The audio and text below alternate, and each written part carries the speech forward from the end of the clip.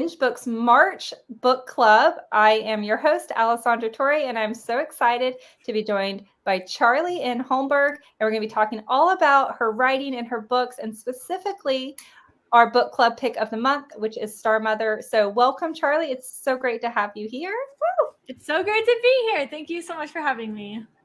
So let's jump in. Before we jump specifically into talking about Star Mother, can you share with our readers how you ended up becoming an author? Was this something you always wanted to do? You know, it's something I wanted to do for a while. When I was 13 is when I got into writing. The way it happened, though, is kind of funny because I feel like all these authors have, this is the book that changed my life and made me want to write. And mine's an anime. So when I was 13, I was introduced to anime from the show called The Vision of Escaflowne. And I just thought it was an amazing story. And I just wanted to be a storyteller. And in my 13-year-old mind, I thought, okay, I can either like draw and like do comic books and stuff, or I could write novels. And I could objectively tell that I was a terrible artist, but I could not objectively tell that I was also a terrible writer. So I just kept going with the writing and eventually it got somewhere. So that's a really great point, because it is easy to draw something and go, this is horrible. Like, I have no talent. But with writing, it's not like you can put two pieces of art next to each other and go, this is good and this is bad. It's a lot harder. And we fall in love with our own words a lot of times. I feel like writers are one side or the other. They either hate everything they've written, even if it's amazing, or they think that their stuff is the greatest thing on earth and should not be changed no matter what anyone says. So I love that story. So you originally were captivated by anime, and you maybe thought about doing that. Have any of your books now been done as a graphic novel, or has there ever been? No, it was in talks once, but none of them are graphic novels yet. So yeah, anyone listening? Yeah. I actually turned one of my books into a comic book, and it was the coolest experience because working with illustrators and writing a script for it is totally different than a book. So if you ever have a chance, it's just an amazing creative process. It makes me wish I could draw, even just to like be like, these are what my characters look like, but it's just not meant for me. I know. I didn't draw, but I described them very well. And then I had an illustrator who did a great job. Yeah. So that's great. So then what age were you? That was when you were 13. Like, when did you actually sit down and write your first book? And what was your publishing path to get it published? I started a lot of books and fan fiction. I finished my first original book when I was 18. And that's when I went to college, and that's when I really started taking it very seriously. I don't think I actually finished my second book until I was 22. And because I remember I finished it in my last semester at Brigham Young University. And I was in a history of creativity class, and you have to do something creative for your final project. So I just submitted my novel, got an A-. And yeah, actually that same semester is when I took Brandon Sanderson's creative writing course. And so that was really great because I have an emphasis in creative writing, but they don't put that on the degree. And he was the only creative writing teacher who's actually published, who knew how the business worked, who had like a class about taxes, and I submitted my first query letter as part of my final. And so it really helped me get kind of over the hump. It took me 3 more years to actually get an agent. And how old was I? I think I was 25 when I got my first book deal, and 26 when Paper Magician came out.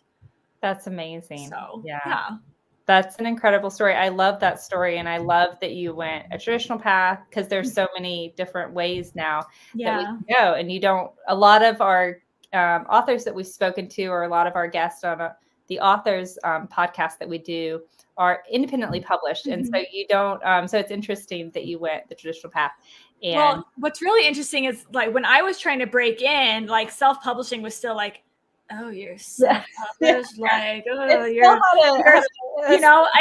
think there's still a little bit of a stigma now, but it's so much less than it used to be. And it's like, I'm self-published now too. Like, I'm technically a hybrid author now. and it's fascinating because it doesn't seem like it was that long ago. I guess I'm kind of getting up there actually, but it doesn't seem like it was that long ago. And it's just amazing how quickly publishing is, at least on the self-publishing is changing. I feel like traditional publishing is just like, like somebody took a sloth, broke both of its legs, and it's trying to like climb up the tree. But it's really fascinating how it changes. But you're also with a fantastic publisher. I am. I love my publisher. So, yeah, and they do a really good job, at least on my end of it, working with them in really taking an author's input on cover and that sort of thing. So let's talk about Star Mother for a minute. And let's talk about the cover. So how did this cover come about? Was this the original? Did you tell them I want stars on the cover? Was this the first attempt out the gate and they nailed it, or was there a lot of kind of, like I think they sent like 2 or 3 suggestions for what the cover, like the direction the cover could go in, and this was one of them, and so that's kind of what we picked.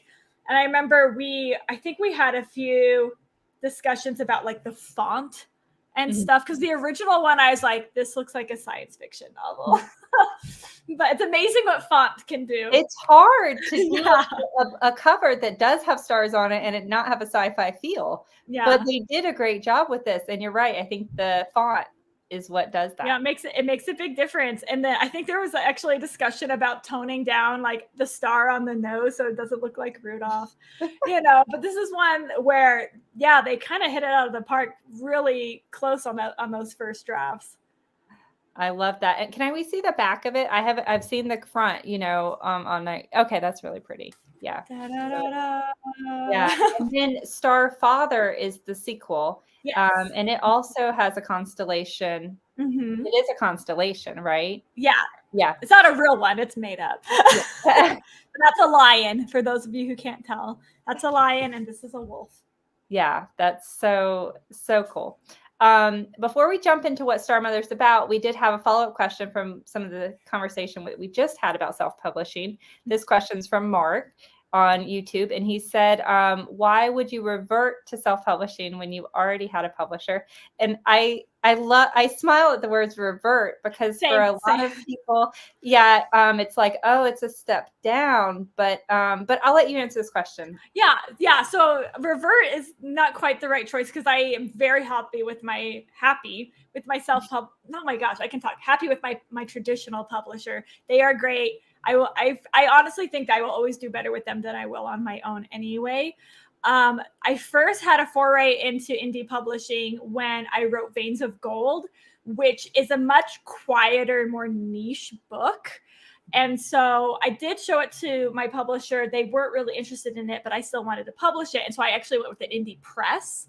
And then last year got the rights back. So it's 100% mine. And then for the rest of the self-publishing, I decided, let's take a break and do something different and do contemporary romance, which I had never done before. And so I've written 2 light contemporary romances that are coming out this summer. It's called the Nerds of Happy Valley series. And romance does phenomenally well in indie publishing, so much so that the traditional romance publishers are kind of dying out a little bit. If you're thinking about doing indie and you write romance, like that's the way to go. And so I thought, why not just do it this my way and have control over everything and just kind of have fun with it, instead of trying to find one of these last romance publishers who might take me on, and then maybe expect more books from me when my passion really is for fantasy. And so I just thought, why not? Why not just do it? And so I'm doing it for like the first time completely on my own this summer. And so hopefully it goes well.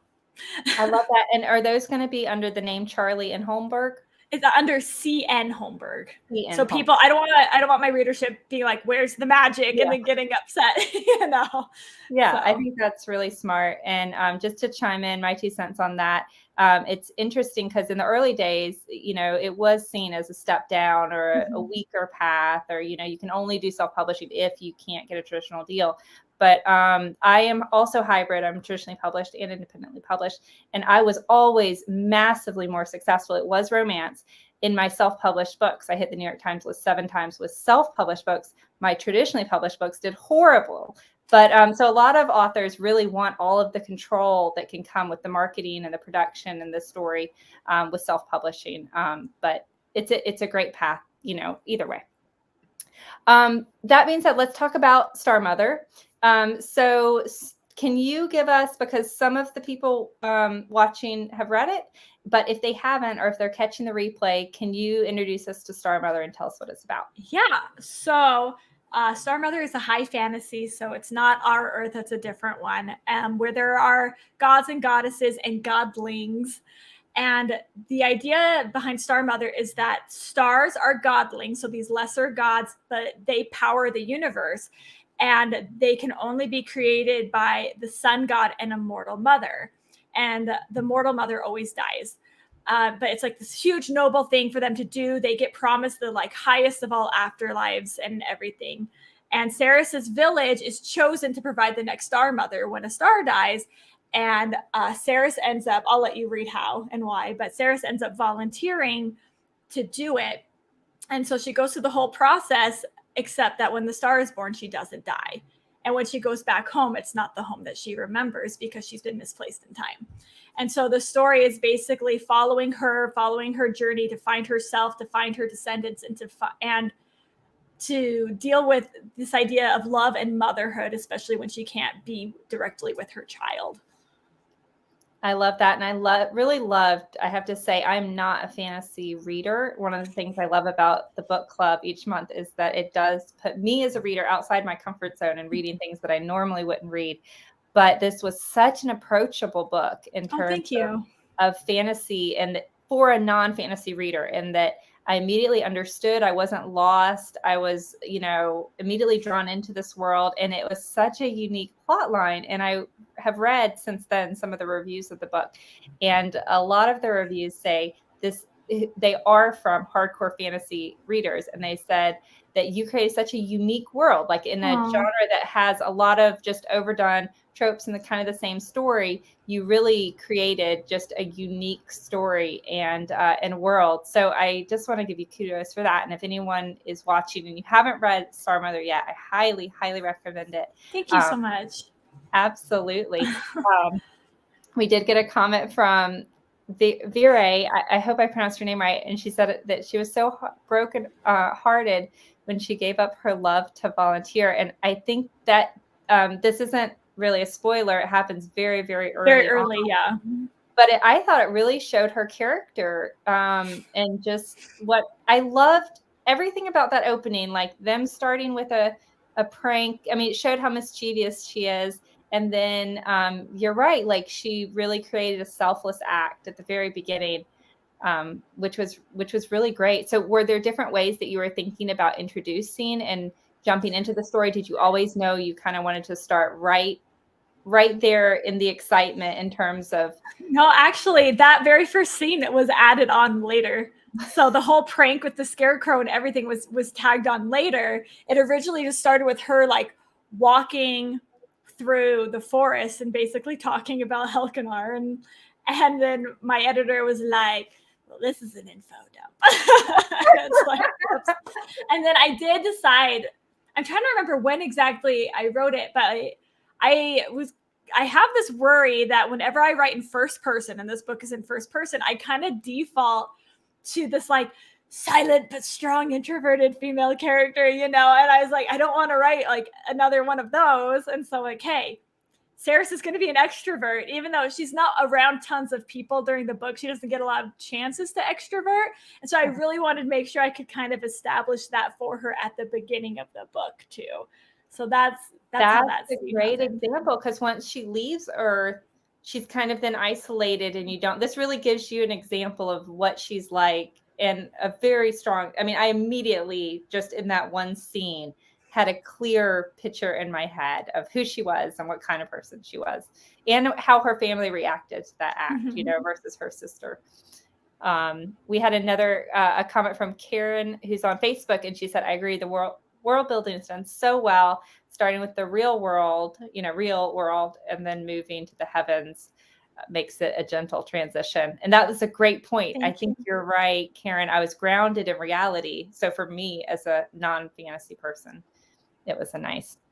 And Chelsea said it was so selfless. Mark said, would Star Mother fit under the category YA Christian fantasy? Do you feel it's too limiting to be listed under a Christian category? So that must be one of the categories that it's showing. Is it? So I wouldn't for a couple reasons. I feel like if it's is it a clean fantasy? Yes. Actually, I think I looked it up once. Actually, on Authors AI, I looked it up, and there's no swearing in the whole book. It's a very clean book. I mean, there are some mature themes, but it would be considered clean. I would not consider it young adult because, again, like one of the biggest themes is motherhood. And while obviously like some teens end up being mothers, that's not what this is about. I wouldn't call it Christian fantasy because I feel like Christian fantasy has to be very Christian. And honestly, like, here's something funny. So I'm a member of the Church of Jesus Christ of the Latter-day Saints, also known as the Mormons. Ta-da. When I wrote Veins of Gold, which is a Utah historical fantasy, I specifically made the main characters not Mormon. There are Mormon side characters in it just because it's like, I don't really want to mix religion and like make-believe magic together. Like, I just think it's awkward. So yeah, I would not categorize it as YA or Christian, but I would categorize it as clean. So. Yeah.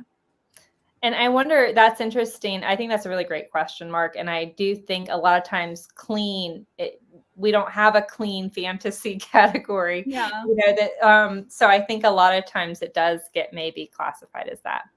And this is just a comment.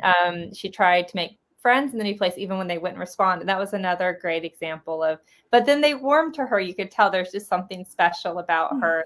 I think she's kind of hard to resist in terms of growing into her. We did have a question from Karen that she submitted via our BingeBooks Book Club group, but also she posted it here. And she was asking if there was any connection between your books and your ideas with Greek mythology. So she had made a connection kind of with Star Mother and some similarities with Semele. I don't know if that's the right way to pronounce it. I don't know it either. Was that a story you were familiar with, and did that help build? No, actually, I'm just like, I want to go Wikipedia that because I have no idea who that is. I mean, I know all the standard Greek mythologies, you know, like I know obviously Hades and Persephone and like Eros and what's her bucket. I know it so well. You know, like I know Medusa, like I was Medusa for Halloween in 3rd grade. I'm not familiar with that story. So now I'm really curious to look at it and see what it's about. In the group, she said it's a ancient Greek myth in which Zeus destroys his lover when he comes to her in his true form, which is lightning. And the baby she's carrying lives on, you know, and eventually she becomes a goddess. So it would is that the one that's in Ariadne? No, is that what it's called? Yeah. I just read the book Ariadne, the Greek myth, and I feel like there's something very similar in that. So maybe it's the same. So we'll let Karen respond. Yeah.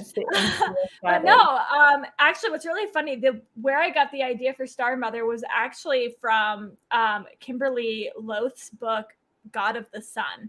And it was from her original cover. If you look it up now, it doesn't have the original cover on it. And I couldn't tell you why it was so inspiring because it literally is just the back of a woman's head with God of the Sun written over it. But something, I think I saw it on a bookmark, and something about it just like, I was like, God of the Sun. And the first line of Star Mother popped into my head.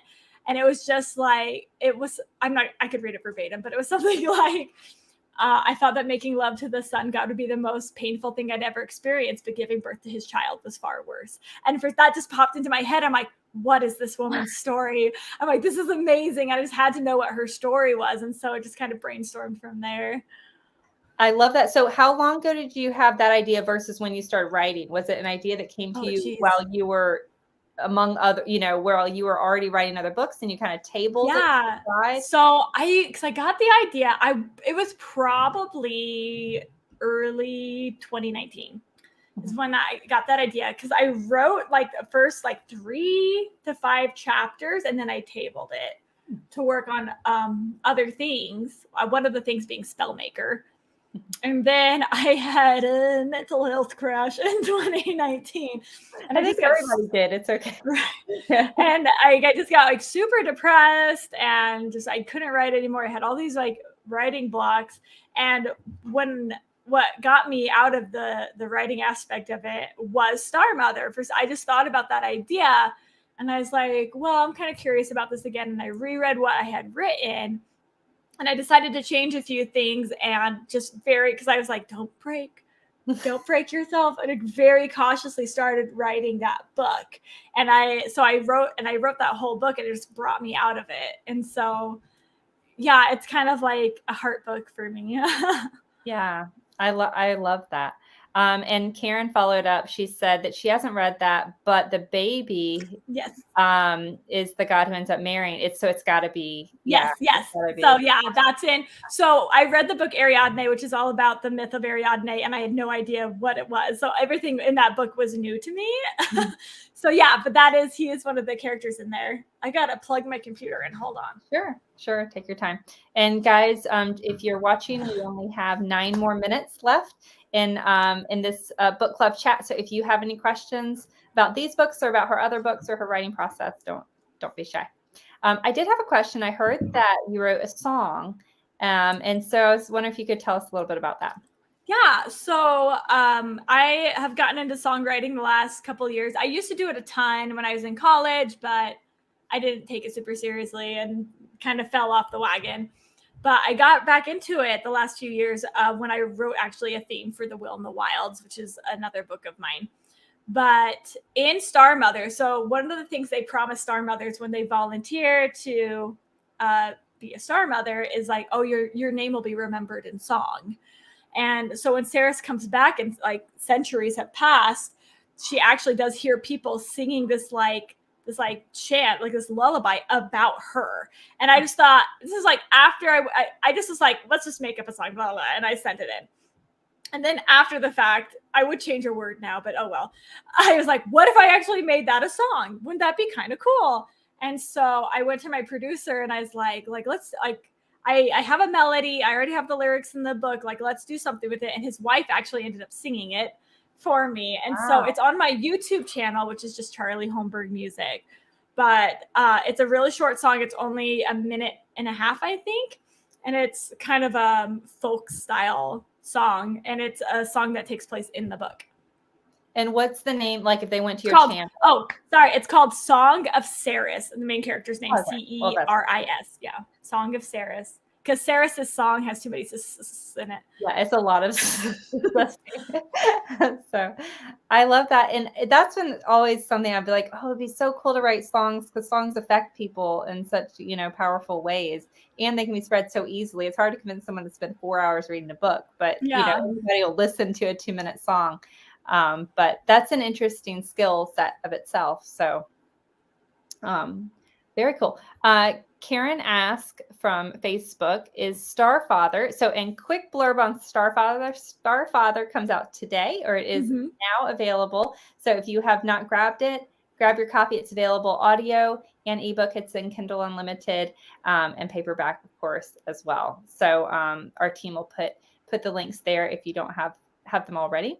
But Karen is asking if it's going to be about Sion, yeah. And yes, it is, because I was also heartbroken for him. So I wasn't planning on writing a second book, but I was writing page 252, if you want to go look it up. And I was like, oh my gosh, Sion needs a book. So I wrote his book too. I love that. So does that mean this is it for the series, or I would love to write a third one called Star Lover and have it be about the moon, who is a very minor character in book 1, much more of a major character in book 2. And I would just love her to have her own story.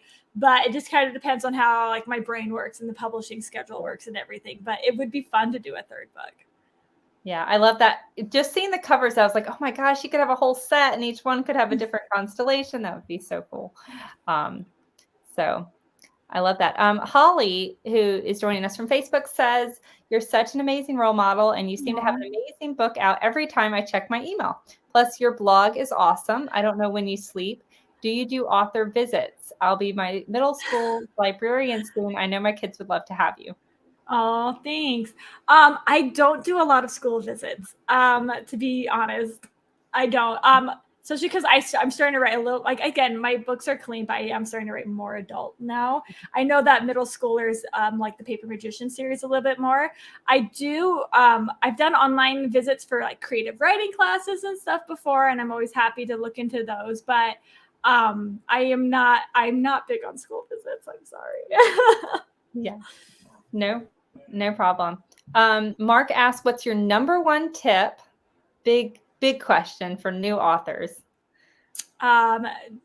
Stick to a daily word count. Finish your book. That sounds really obvious, but a lot of people who want to write a book don't finish books. So even if it's a dumpster fire with page numbers, if it's done, you're like top 5%. So what is your daily word goal? I don't have one anymore because I can just do it now.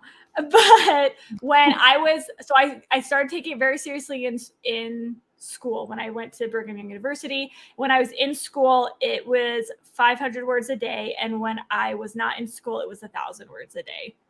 If I made myself stay like now, it would probably be 2,000. Or like the summer? Usually in the summer, I would just work full time. Yeah.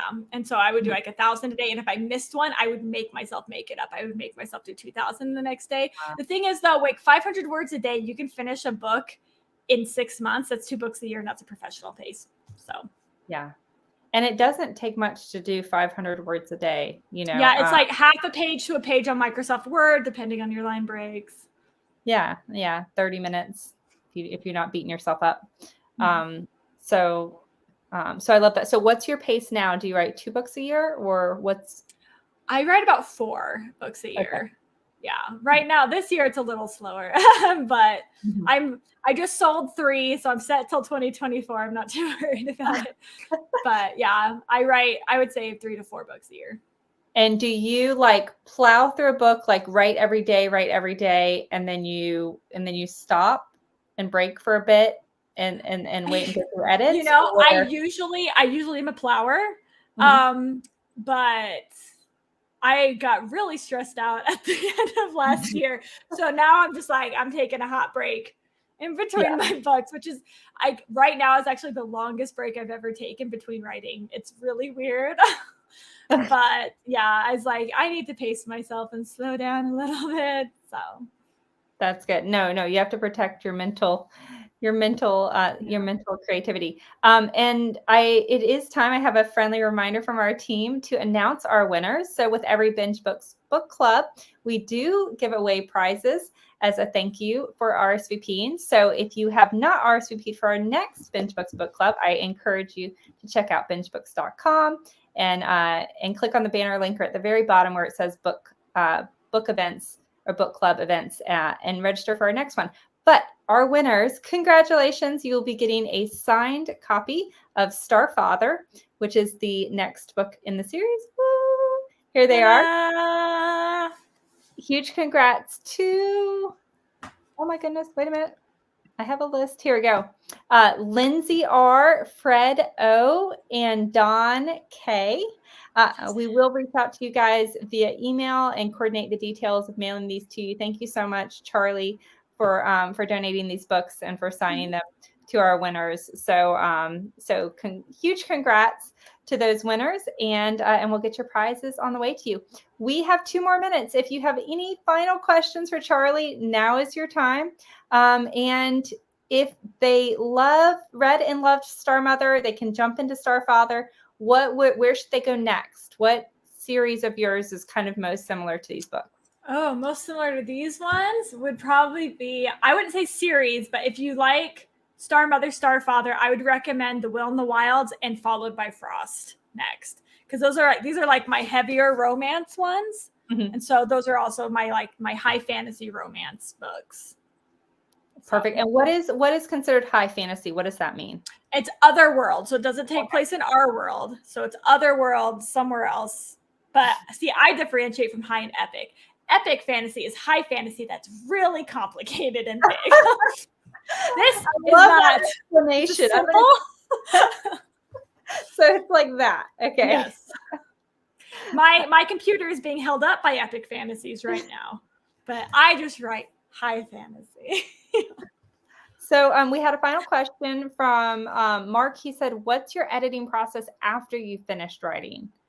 Okay, so if I have the time, as soon as I finish writing, I take my rough draft, which often has not even been spell checked, and I send it to my alpha readers, who are my writing friends. And they will read it and they tell me everything wrong with it. And I bring it back and I will revise it and fix it. Then I send it to my beta readers, who are just my reading friends. They're not writers. And they will usually find like the smaller things that I need to fix. And I send it to my agent and she does a copy edit on it. Then we send it to my publisher and the whole thing starts over again. And I get a developmental edit, which is again, big picture things.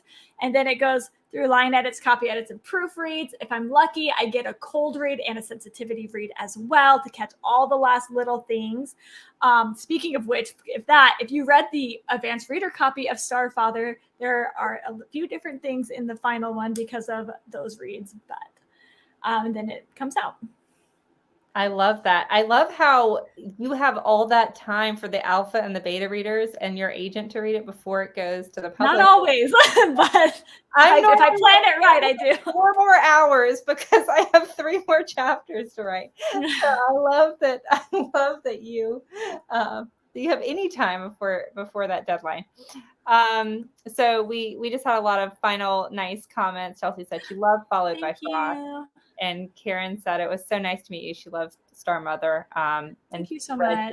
Your stories. Deep Magic, if you're not familiar with it, it's a fantasy anthology that comes out every month, I think. It came out quarterly. It ended last year. It did. But you can still read the old issues of it on Amazon, yeah. On Kindle Unlimited too. Yeah, and Kindle Unlimited. So are all of your books in Kindle Unlimited? They are. Yep, and they're all on audiobook as well. Yeah, and most of her books, the audio is free if you also have KU. So I know when I was listening and reading Star Mother, at the same time, depending if I was in the car or, brushing my teeth or able to sit down and read. So it's a fantastic narrator. I thought the narration was really good. Thank you guys so much for joining us. Thank you so much, Charlie, for all of your answers. And it was great just seeing you and discussing this book with you. If you're interested in checking out more events from BingeBooks, check the comments in the description below. We'll have a link there to our future book club events, and we have them every month. So check out our next upcoming book club chat, and we'll see you guys soon. Thank you so much. Thanks, Charlie. Thanks.